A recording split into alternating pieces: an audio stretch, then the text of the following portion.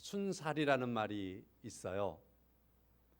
뼈, 껍질, 비계 이런 것들을 다 제거하고 있는 살을 가리켜 순살이라고 합니다. 자, 그래서 통닭도 말이지요. 순살 통닭이 있습니다. 먹고 싶지요?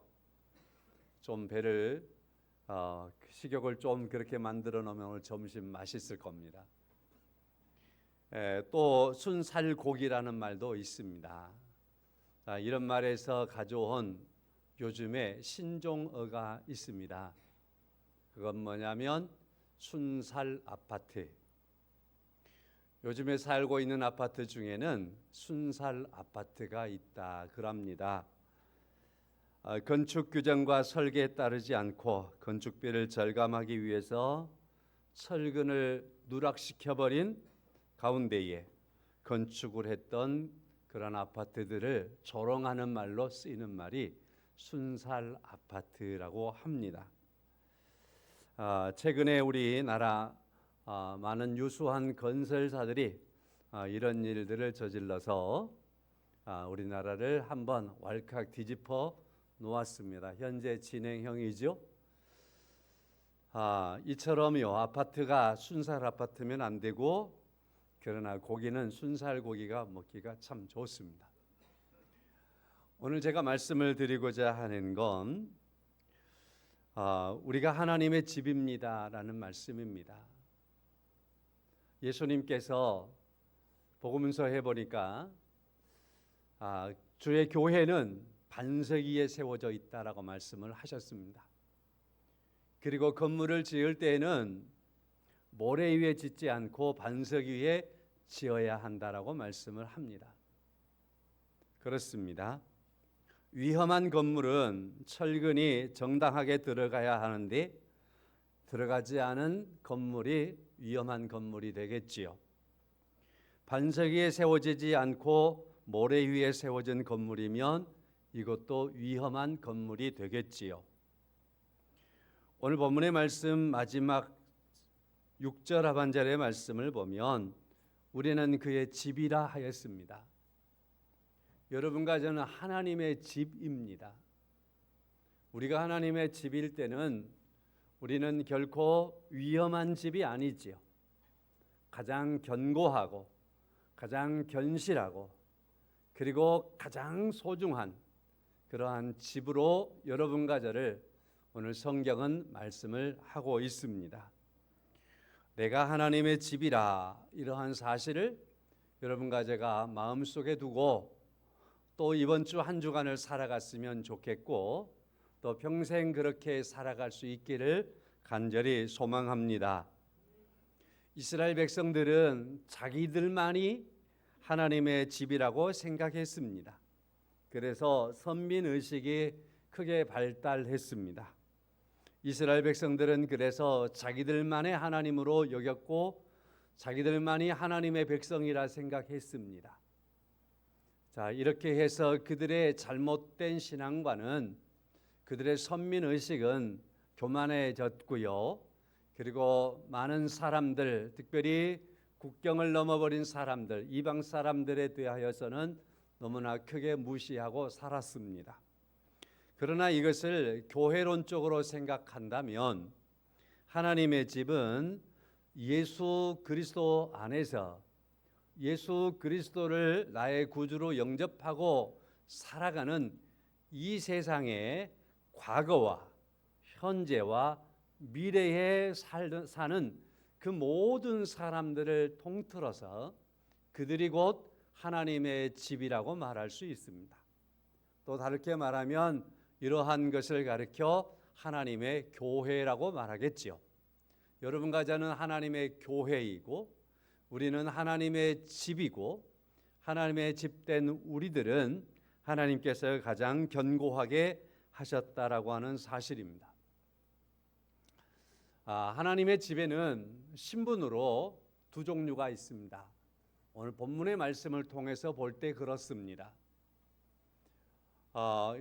오늘 본문의 말씀에서 모세라고 하는 인물이 있고 예수님이 있습니다.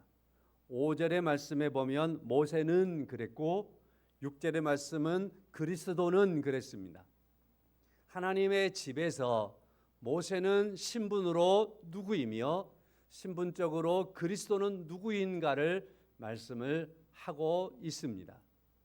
자, 모세는 하나님의 집에서 5절에 보니까 장래해 이렇게 말하죠. 5절 말씀에 모세는 장래해 말할 것을 증언하기 위하여 하나님의 온 집에서 종으로서 신실하였고, 자, 신분으로 접근하면 모세는 하나님의 집에서 종이었다. 물론 그가 신실했습니다. 그는 충성되었습니다. 그럼에도 불구하고 모세는 하나님의 집에서 종이었다라고 말하고 있습니다. 우리가 성경을 보면 많은 선지자들과 하나님의 성전에서 섬겼던 많은 사람들이 있습니다. 그들도 또한 모세와 같이 하나님의 종이었겠지요. 모세는 유대인들에게는 최고의 지도자였습니다. 유대인들은 그들에게 있어서 항상 앙망하면서 모세는 하나님과 대면했던 사람이다. 모세는 하나님으로부터 계명을 직접 받아서 자신들에게 전해 주었던 사람이다. 모세는 자신들의 조상들을 40년 동안 인도했던 훌륭한 지도자였다. 그래서 이스라엘 백성들은 모세는 그들의 역사 속에서 가장 위대한 지도자로 추앙을 했습니다. 모세를 향해서 누구도 손가락질할 수 없었습니다. 모세를 가장 존경한 인물로서 그들은 항상 생각을 했습니다. 그래서 모세를 누가 함부로 하면 절대로 안 되었습니다. 그런데 오늘 히브리서 기자는 모세는 하나님의 집에서 그의 신분으로 종이었다, 이렇게 말을 하고 있지요. 자, 그런가 하면 6절의 말씀에서 그리스도는 그랬습니다.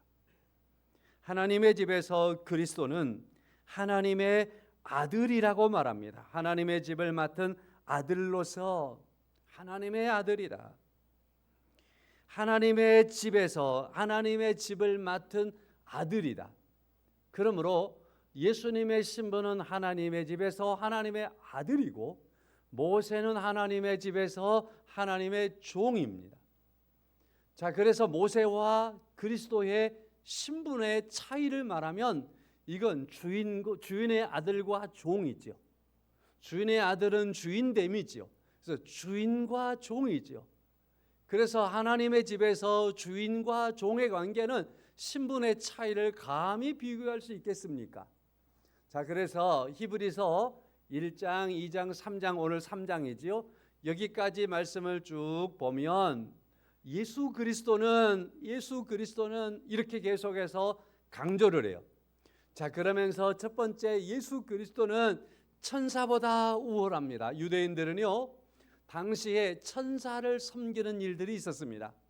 성경을 이렇게 보면 성경 안에서 하나님의 종으로서 영적인 존재, 천사들을 그들이 간혹 보는 거예요. 그래서 천사를 그들이 추앙하고 천사를 높이며 천사를 찬양하고 천사를 심지어는 섬기는 일까지도 있었습니다.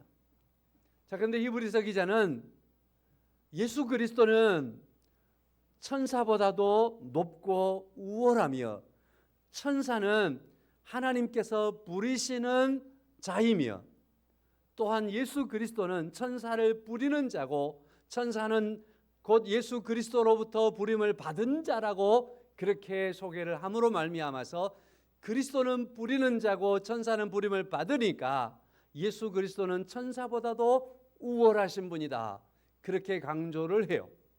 두 번째로는 오늘 본문에서 나타나는 것처럼 유대인들이 모세하면 꼬박 죽는단 말이죠. 모세하면 그들이 가장 존경한단 말이죠.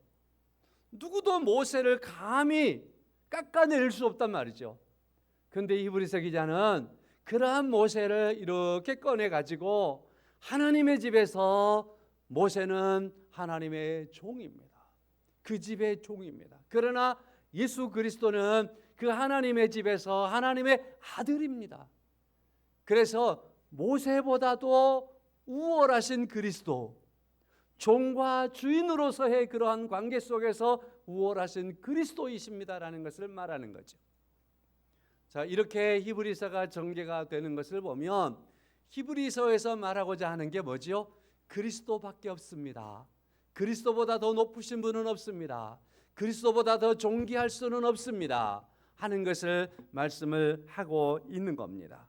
그래서 히브리서를 혹시나 읽으시는 분들은 히브리서를 통해서 히브리서에서 강조하고 높이고 있는 예수 그리스도를 보아야 하는 거예요. 그분에 대한 묵상이 되어야 하는 거예요. 그렇지 않으면 히브리서를 잘못 보는 겁니다. 자, 이러한 모습 속에서 오늘 본문의 말씀에 제가 이제 몇 가지 말씀을 정리해서 드리도록 하겠습니다. 하나님의 집은 그의 아들로 말미암아 세워졌습니다. 그리고 그 하나님의 집은 이미 제가 정리한 바대로 하나님의 교회입니다. 여러분과 제가 곧 하나님의 집입니다. 교회라고 하는 말을 쓰니까 나와 거리가 멀어져 버릴 수 있는데 다시 말을 좀 바꾸겠습니다. 나는 하나님의 집입니다. 하나님께서 여러분과 저 한 사람 한 사람을 하나님의 집, 하나님의 성전으로 삼으신 줄로 믿습니다. 그래서 우리를 지으신 이는 하나님이십니다. 나를 지으신 이가 하나님이십니다. 내 안에 계시는 이가 오늘 하나님이십니다. 나를 나되게 하신 이가 하나님이십니다. 그래서 하나님께서 나를 하나님의 집으로 세우시고 오늘 또 하나님의 집으로 여기시며 그러므로 하나님은 내 안에 와 계십니다. 자, 그런 의미 속에서 오늘 그리스도인들은 우리의 자존감을 회복해야 합니다. 여러분과 저의 자존감이 땅에 떨어지면 안 돼요. 혹시나 거울 보다가 나는 어떻게 이렇게 못생겼을까 그런 생각이 들어도 그 생각이 들을 때 오늘 말씀을 기억하십시오. 그 생각을 얼리 지워버리고 내 안에 하나님이 있다. 하나님이 나를 지으셨다. 나를 하나님께서 세상에서 가장 존귀한 그런 하나님의 거룩한 성전으로 나를 삼으셨다. 나를 하나님의 형상으로 지으셨다. 이러한 부분들을 반드시 회복해야 합니다. 그러한 자존감을 오늘 그리스도인들이 놓치면 안 됩니다.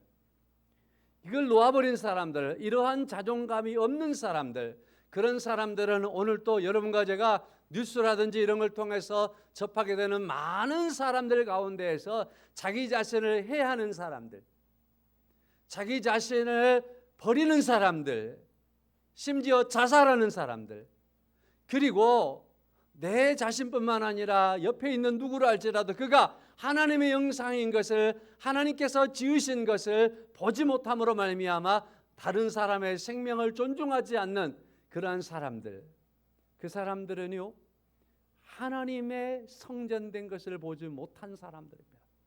그 자존감을 놓쳐버리고 있는 사람들이지요. 오늘날 세상에 많이 복잡하고 다양하고 그리고 정신적으로 많이 혼미하게 하는 그런 복잡한 세상 속에 살면서 자기 자존감을 이처럼 놓쳐버리는 사람들이 많이 있는데 오늘 우리 예양의 성도님들, 여러분과 저는 이 부분을 절대로 놓치면 안 될 줄로 믿습니다.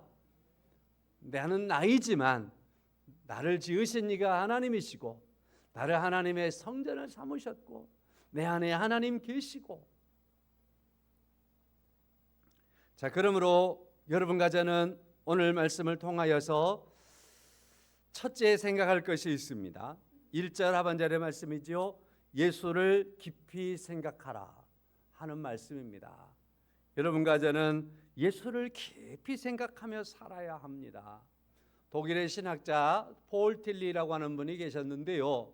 제2차 세계대전 이후에 이분이 세계를 바라보는 거예요. 영적인 감각 속에서 세상을 바라보는 거예요. 그래서 제1차 전쟁이 지나고 제2차 전쟁이 지나며 세상이 너무나 공허하고 혼돈하고 사람들이 어떻게 가야 할지 영적인 갈바를 잃어버리고 있는 그러한 시대와 그러한 세상을 보는 거예요. 사람들이 어떻게 중심을 잡아야 할지 이걸 모르는 거예요. 그러면서 왜 이런 세상이 됐을까라고 하는 걸 그가 깊이 연구하고 한번 설교를 했습니다.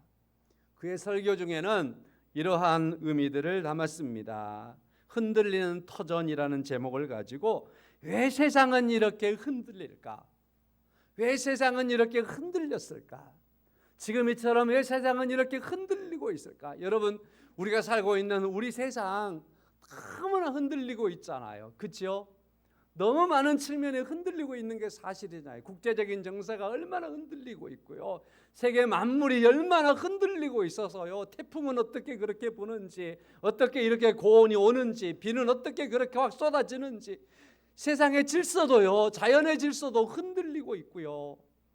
그리고요, 사람들도요, 흔들리고 있어서요, 세계가 지금 얼마나 전쟁이라든지 이런 걸 통해서 흔들리고 있어요. 평화로운 세상이라고 말하기 힘들지 않습니까? 한 나라의 안에 들여다보아도, 우리나라를 들여다보아도 그렇지 않습니까? 우리나라 대통령이 저쪽 가서 세계 국가의 수장들과 함께 만나서 대화를 하고 어떤 걸 결의문을 발표하고 하지만 그 속에서도 보면 누군가와 대적하고 있는 상황 속에서 있는 이 세상 흔들리고 있는 게 사실인 거예요. 우리나라의 정치적인 측면 안에서도 보면은 흔들리고 있는 게 사실이지 않습니까? 사람들의 건강한 모습도 흔들리고 있는 것이 사실이고 말입니다. 우리나라에서 발생하고 있는 수없이 많은 사고 사건들, 우리가 그것들을 들여다보면 들려오는 소식들, 왜 사람들이 저럴까? 그렇잖아요. 흔들리고 있는 사람들의 모습들입니다. 왜 이렇게 흔들리는 세상일까? 폴 틸리가 이렇게 진단을 하지요.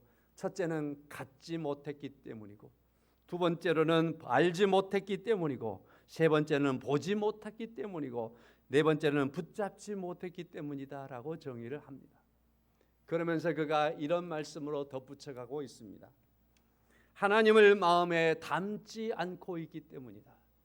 세상이 언제부터인가 하나님을 닮아야 할 사람이, 그리고 하나님께서 그 안에 계시는데 하나님을 담아야 할 그릇이 하나님을 그 안에 담지 못하고 있기 때문에, 빈 그릇이 되어버렸기 때문에, 아니면은 욕심만 담고 있기 때문에, 어떠한 탐욕만 담고 있기 때문에, 권력욕만 담고 있기 때문에 사람들이 하나님을 담아야 할 그릇이 하나님을 담고 있지 않기 때문에 세상은 이처럼 흔들리고 혼돈하고 있다라고 보았습니다. 두 번째로는요, 하나님을 알지 못하기 때문이라고 말합니다. 성경은 말하지요, 세상의 모든 것 속에 하나님께서 하나님을 알만한 것들을 하나님이 거기에 심어 놓았다라고 말합니다. 그래서 여러분과 제가요, 하나님을 알고자 하는 그러한 지혜를 가진다면요, 우리는 사람의 얼굴을 보면서도 하나님을 아는 지식을 얻을 수 있고요, 자연 만물의 그러한 것들을 통해서도 하나님을 알만한 지식을 우리가 충분히 얻을 수 있습니다. 우리의 삶 가운데서 일어나는 많은 일들을 접하며 거기에서 하나님을 알만한 것들이 거기에 수없이 많이 널려 있는 것을 압니다. 왜냐? 그 모든 것은 다 하나님을 반영하고 있기 때문에 그렇습니다. 그런데 사람들이 자연을 파괴하기도 하고 자연 질서들을 어기기도 하고, 그러한 가운데서 거기에 하나님을 알만한 것을 사람들이 보지 못하는 가운데 있습니다. 기도하십시오. 여러분, 내 안에 하나님 담아야 합니다. 성도 여러분, 기도하십시오. 하나님, 내가 지성인일진데, 지정의, 내가 이처럼 인격적인 사람일진데, 사람으로서 내가 살아갈 때 내가 하나님을 아는 자 되게 하소서. 하나님을 알아가는 자로 살게 하소서. 그러면은 지금 여행 휴가철인데 말이죠, 휴가 잘들 다녀오셨는지요? 휴가를 즐기면서도 뭔가를 보면서 거기에서 하나님의 흔적과 하나님에 대한 것들을 보며 거기에서 여행도 한층 더 차원이 높은 그러한 여행을 할 수 있을 겁니다. 세 번째로는요, 보지 못하. 하나님을 보지 못합니다. 그렇게 말합니다. 하나님께서는 하나님의 놀라우신 사랑과 은혜를 우리에게 담으시고 여러분과 저로 하여금 영적인 눈을 가지게 하셔서 하나님이 우리 안에 있으면, 하나님의 말씀이 우리 안에 있으면 내 속사람 안에 있는 하나님의 은혜와 하나님의 말씀으로 말미암아 우리의 지각을 열어서 우리로 하여금 하나님을 의식하며 하나님을 보며 살게 하시는 겁니다. 하나님을 보지 못하기 때문에 거기에 사람들이 하나님이 없다고 생각하니까 파괴적이고, 그래서 전쟁으로 침략하기도 하고 남의 것을 찬탈하기도 하고 욕심으로 그것들을 무너뜨리기도 하고 그러는 거죠. 하나님을 붙들지 않기 때문에, 네 번째로 하나님을 붙들지 않기 때문에 이 세상은 이처럼 하나님을 마음에 담지 않았고 하나님을 알지 못하고 하나님을 보지 못하고 하나님을 붙들지 않기 때문에 세상은 흔들리는 세상이다, 세상이 혼탁한 세상이다, 그렇게 가고 있다, 그렇게 진단을 했습니다. 여러분, 우리 성찬식 또 10월 달에 할 건데요, 성찬식을 가만히 생각해 보세요. 성찬식에 포도주를, 그 다음에 떡을 우리가 떼 먹고 포도주를 마십니다. 가만히 생각하세요. 자, 떡을 떼서 우리가 먹습니다. 포도주를 받아서 마십니다. 내 안에 하나님을 두는 겁니다. 그 다음에 여러분과 제가 주님의 말씀을 기억하면서 떡을 보면서 그리스도의 살을 봅니다. 포도주의 그 빨간 것을 보면서 그리스도의 피를 봅니다. 세 번째입니다. 그 성찬식에 참여하면서 우리의 눈으로 바라봅니다. 바라보면서 그리스도의 몸과 그리스도의 피를 우리가 그처럼 바라봅니다. 그래서 그리스도를 알게 되고 그리스도를 보게 되는 겁니다. 네 번째로 성찬을 통하여서 우리가 그걸 붙잡습니다. 그리스도의 살을 붙잡습니다. 그리스도의 피를 붙잡습니다. 성찬은 이와 같이요, 여러분과 저로 하여금 그리스도를 가지게 합니다. 그리스도를 알게 합니다. 그리스도를 보게 합니다. 그리고 그리스도를 붙잡게 하는 겁니다. 다음에 성찬에 참여할 때 오늘 이 네 가지를 기억하고 참여하십시오. 성도 여러분, 이렇게요 성찬의 의미를 제대로 알며 살아가면은요 여러분과 저의 삶은요 흔들리지 않을 수 있습니다. 하나님께서 이 땅에 보내신 삶의 가치를 단단하게 세워서 살아갈 수 있습니다. 믿으십니까? 얼마나 귀하고 소중한지 모르겠어요. 철근이 빠지지 않는 아파트, 반석 위에 세워진 아파트가 흔들리지 않는 것처럼 우리의 마음에 하나님의 마음을 담고 하나님을 우리 마음에 담고 우리가 하나님을 알고 우리가 하나님을 보며 하나님을 붙들며 살아갈 때 흔들리지 않는 삶을 살아가는 거예요. 성도 여러분, 그래서 오늘 말씀 안에서 첫 번째 드리는 말씀, 예수를 깊이 생각하라. 예수를 깊이 생각하라.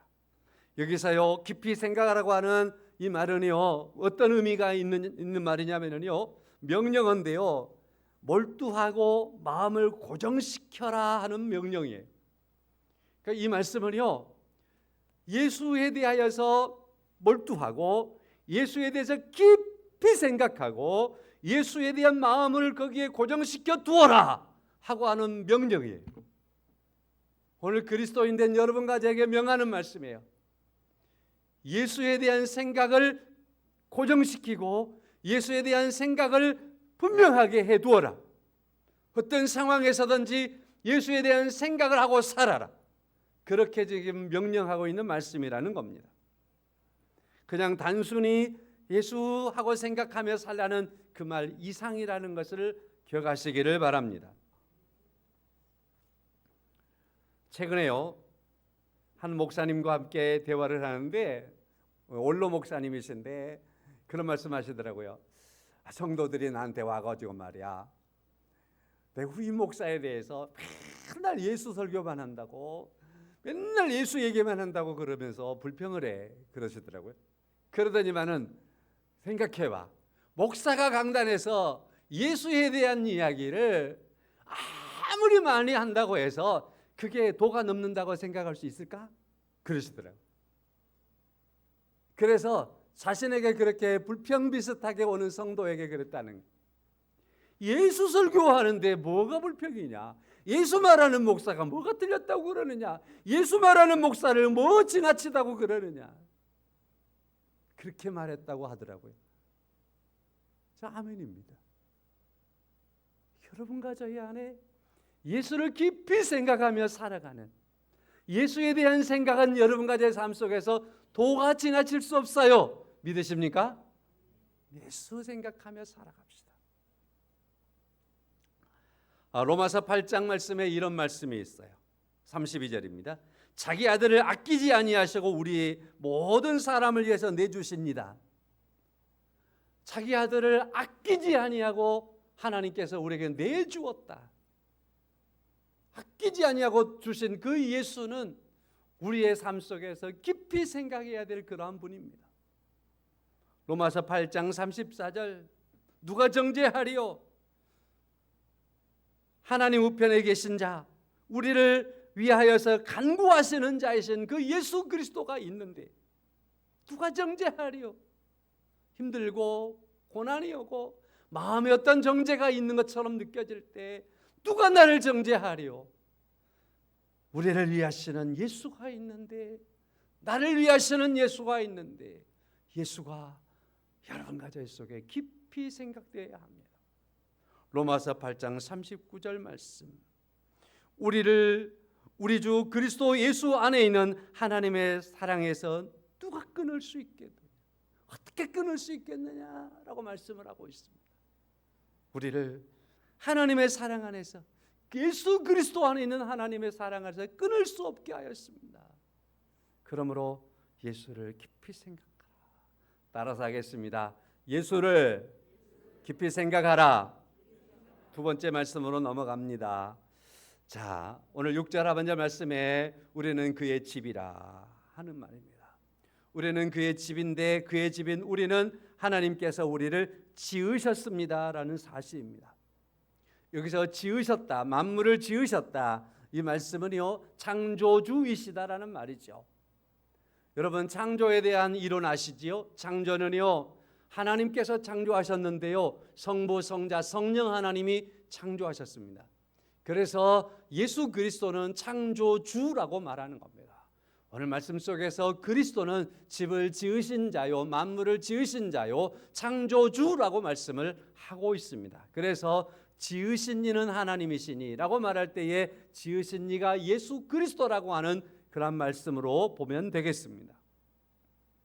최근에 우리 사회에 충격적인 많은 사고 있지요.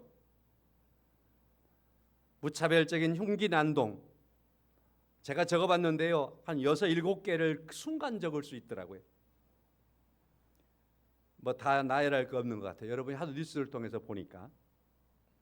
심지어는 남들도 나처럼 불행하고 만들고 싶어서 그러면서 사고를 친 사람도 있었어요. 왜 이런 사회가 됐을까? 왜 우리 사회가 남의 생명을 그렇게 쉽게 여길까? 누군가는 그 부분을 낮은 생명의 감수성이라고 하는 단어로, 그런 말로 접근을 했더라고요. 낮은 생명의 감수성 때문이었다. 오늘날 이 시대 사람들이 다른 사람들의 생명에 대하여서 그 감수성이 낮다라는 거예요. 자, 그렇다고 한다면 가장 생명의 감수성이 높으신 이가 누구일까라는 것도 생각해 볼 이유가 있어요. 저는 그 부분을 생각해 보는 겁니다.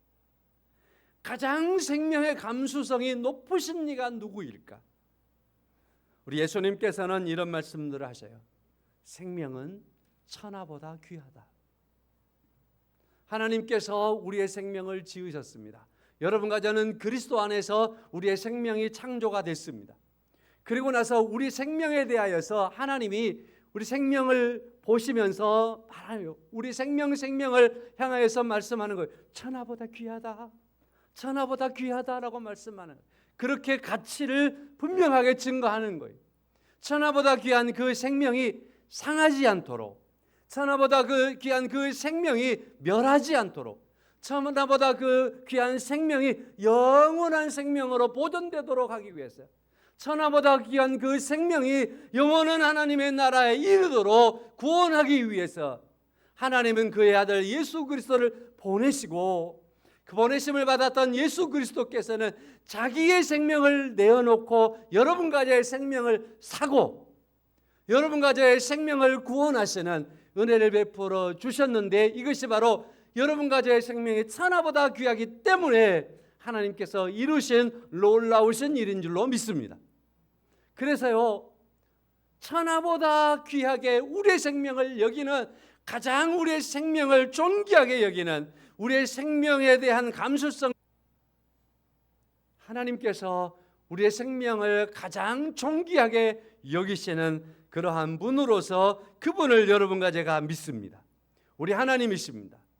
마태복음을 보게 되면 5장, 6장, 7장은요 산상보훈, 주께서 산에서 말씀하시는 말씀들이 쭉 기록돼요. 말씀을 하신 다음에 주님이 일어서시고요, 그 다음에 주님께서요 8장, 9장, 10장 말씀 쭉 가면 주님께서요 만나는 사람들이 있어요. 나병한 자들, 중풍병자들, 열병에 걸린 사람들, 귀신 들린 사람들, 이 사람들을 예수님께서요 계속해서 만나시는 거예요. 죽어가는 사람들이잖아요. 병들어서 포기하는 사람들이잖아요. 남들이 저주하는 사람들이잖아요. 이런 사람들, 힘들어하는 사람들, 고통 속에 있는 사람들, 병들어서 죽어가는 사람들, 저주받았다라고 손가락질 받는 사람들, 예수님께서 이 사람들을 계속 만나고 다니시는 거예요. 이게 바로 마태복음 8장 9장에 있는 말씀이에요. 거기 읽어보세요. 계속해서 나병한 자 만나고 열병한 자 만나고 귀신 든 자 만나고, 그러면서 그들에게 가서 그들을 치료해주고 그들을 낫게 해주고 그들을 회복시켜주고, 그들을 내 믿음이 너를 구원하였느니라 하면서 그 믿음으로 그들을 세워주고 안아주고, 그러면서 자신을 따르는 자 되게 해주시고 자기 자녀 삼아주시는 말씀으로 꼭 차 있어요. 이런 말씀들을, 이러한 행보들을 쭉 하시던 주님께서 갑자기 마태복음 9장 35절에서 이렇게 말씀하는 거예요. 예수께서 모든 도시와 마을을 두루 다니사 그들의 해당에서 가르치시며 천국 복음을 전파하시며 모든 병과 모든 약한 것을 고치시니라. 예수님께서 이 약한 사람들을 향해서 두루두루 다니시고 모든 촌과 모든 마을과 지치도록 다니셨다라고 말씀을 하는 거예요. 그러시면서 마태는 이렇게 기록하고 있습니다. 마태복음 9장 36절입니다. 무리를 보시고 불쌍히 여기시니 이는 그들이 목자 없는 양과 같이 고생하며 기진함이라. 사람들을 보며 주님께서 저 불쌍한 것들, 저 불쌍한 사람들, 저 안타까운 이들 하면서 목자 없는 양과 같이, 양이 말이죠, 목자가 없으면 그거요 언제 죽임을 당할지 어떻게 될지 모르는 거예요. 내일이 보장이 없는 거예요. 그렇게, 그래서 그들처럼 보면, 양처럼 보면서 주님께서 그들에게 다가가서 그들을 만나 주시고 위로해 주시고 치료해 주시는 겁니다. 그때 주님의 마음 불쌍히 여기시고, 이때 불쌍히 여기셨다라고 하는 이러한 주님의 표현은요 어떤 표현이냐면은, 주님께서 그의 마음을 또 이제 옛날에는 이 마음에 대한 연구가 많이 깊지 못하니까 마음을 사람의 오장육부 안에 있는 내장, 창자, 간, 심장 이런 걸로 생각했어요. 그래서요 여기에서 주님의 마음이 어떤 마음이냐면 창자가 녹아지는 마음이었다. 창자가 찢어지는 마음이었다. 사람들의 생명이 상처를 받는 것을 보며, 사람들의 생명의 삶들이 흔들리는 걸 보며, 그 주님께서는 그들을 볼 때 주님의 마음이, 주님의 창자가 막 찢어지는 것처럼 고통을 느끼면서 그들을 향해서 나가고 그들을 붙잡아주고 그들의 생명을 세워주었다라고 말씀을 하시는 겁니다. 그렇습니다. 사랑하는 성도 여러분, 무엇이기 때문에요? 주님의 집이기 때문에, 주님께서 세워놓아 주님이 세우셨기 때문에 그게 병들면 주님이 치료하려고, 그 주님이 세우신 것이 무너지면 다시 세워서 회복하려고 주께서 그러신 겁니다. 우리를 향하신 주님이지요. 그래서 성도 여러분, 그러한 주님이 여러분과 저의 주님이시 깨달게 오늘 본문 6절 말씀 마지막 부분, 우리가 소망의 확신과 자랑을 끝까지 굳게 잡고 있으면 우리는 그의 집이라 그랬어요. 그래서 예수는 여러분과 저의 소망이에요. 여러분과 저의 생명을 영원히 치료하시고 영원토록 하나님의 은혜로 구원하시는 소망이에요. 소망일 뿐만 아니라 예수 그리스도는 우리의 확신이에요. 믿으십니까? 확신이에요. 성도 여러분, 최소한 내 자식은 자랑 안 해도 괜찮아. 그렇죠? 여러분, 교회 다니니까 여러분의 담임 목사 자랑 안 해도 괜찮아. 교회 부흥을 위해서는 틀림없이 교회 자랑하고 목사 자랑하고 예수 자랑하라고 합니다만은 제가 좀 깎아버릴게요. 저 목사 자랑 안 해도 괜찮아. 그러나 여러분과 제가 절대로 자랑해야 될 한 분이 계셔요. 오늘 6절 하반절 말씀에 예수는 깊이 생각해 보십시오. 예수는 우리를 지으신 분, 예수는 우리의 소망이에요. 우리의 확신이 되신 예수는 우리의 영원한 자랑이에요.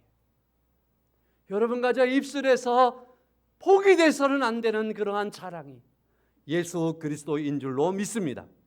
그 예수 그리스도 안에서 살아갈 때 흔들리지 않는, 오늘 이 시대 속에서 망하지 않는 하나님의 백성된 삶을 사는 은혜가 여러분과 저에게 있음을 믿습니다. 찬송하겠습니다. 286장입니다.